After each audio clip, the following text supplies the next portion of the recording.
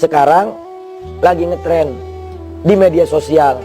Apakah itu di Facebook, apakah itu Instagram, atau media sosial yang lainnya. Banyak mak-mak rempong sama suami-suami yang kagak danta pada curhat di media sosial, menceritakan bagaimana keluhan dan kesulitan hidup mereka yang mereka alami.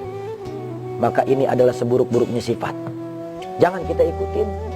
Ini malah jadi tren. Ada satu orang yang upload di media sosial, lalu kemudian disebarluaskan. Ada yang bikin lagi videonya. Ada yang sambil makan, ada yang sambil ngurusin anak, ada yang sambil nyuci. Mana menor banget dandanannya. Siapa yang ngajarin? Ngikutin siapa? Padahal di dalam Islam tidak diajarkan untuk ngemis dan meminta-minta kepada manusia. Ini apalagi dipublikasikan di media.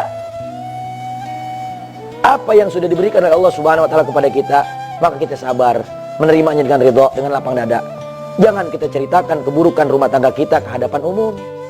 Di dalam kitab Mukhtar Hadis Nabawiyah wal Hikam al-Muhammadiyah yang dikarang oleh Al-Imam Al-Marhum Sayyid Ahmad Al-Hashimi rahimahullah, Rasul sallallahu alaihi wasallam bersabda, seburuk-buruknya istri adalah istri yang berhubungan intim dengan suaminya, lalu kemudian setelah itu dia menceritakan keburukan aib keluarganya ke hadapan umum.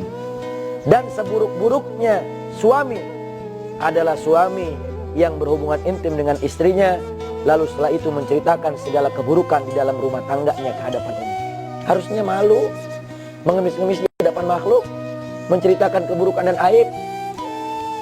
Ini malah jadi tren bangga. Na'udzubillah min dzalik. Kalau punya saudara yang model begitu, kasih tahu.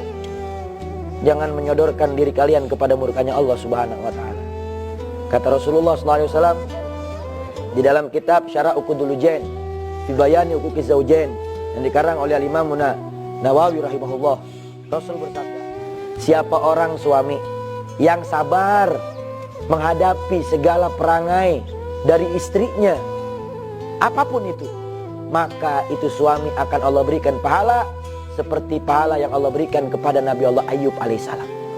Nabi Ayub pahalanya besar, diuji dengan ujian yang amat besar, diberikan penyakit yang merusak tubuhnya, diambil semua hartanya oleh Allah Subhanahu wa taala, ditinggalkan oleh orang-orang yang dia sayang, hanya istrinya yang menemani sampai akhirnya istrinya pun diperintahkan untuk meninggalkannya oleh Nabi Ayub karena saking tidak kuat kesian melihat keadaan Nabi Ayub. Bahkan sampai diasingkan oleh orang-orang di kampungnya ke tempat yang jauh. Tetapi dia sabar dengan segala ujian yang diberikan oleh Allah Subhanahu wa taala.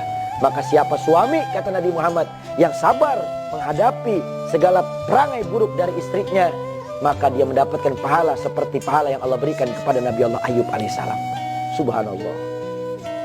Kata Nabi Muhammad di dalam hadisnya, siapa orang istri yang sabar menghadapi perangai suaminya, bentuk keburukan sifat suaminya apapun itu, maka istri tersebut akan mendapatkan pahala seperti pahala yang Allah berikan kepada Siti Asia, istrinya Fir'aun. Subhanallah. Asia bagaimana gak sabar, diuji sama Allah Subhanahu wa taala melalui Fir'aun dengan ditindihi batu di atas badannya yang besar untuk meninggalkan agamanya Allah Subhanahu wa taala, tetapi dia tidak mau. Bahkan sebelum dia wafat, dia memohon kepada Allah Subhanahu wa taala, meminta, Rabbi bani li baitan fil jannah. Ya Allah, bangunkan untuk aku istana di sorga. Dia wafat dalam keadaan husnul khatimah. Dia wafat dalam keadaan taat kepada Allah, tidak sedikit pun mundur meninggalkan agamanya Allah Subhanahu wa taala dan ajaran-ajaran nabi-nabi sebelum Nabi Muhammad sallallahu alaihi wasallam. Sehingga Allah bangunkan baginya istana di surganya Allah Subhanahu wa taala. Dan kata Imam Nawawi rahimahullah, tidaklah itu Siti Asia, istrinya Fir'aun, dimatikan oleh Allah Subhanahu wa taala kecuali dilihatkan dulu sebelum dia wafat, Allah sudah berikan istana di surganya Allah Subhanahu wa taala.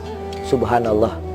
Maka istri yang pada sabar dengan segala perangai buruk suaminya, apapun itu, maka dia mendapatkan pahala seperti pahala yang Allah berikan kepada Siti Asia, istrinya Fir'aun. Subhanallah. Maka jangan ngeluh di media sosial, jangan. Cuman bikin malu keluarga kita, bikin malu harga diri rumah tangga, bikin malu suami, bikin malu istri, bikin malu diri di hadapan manusia dan di hadapan Allah Subhanahu wa taala. Nauzubillah min dzalik.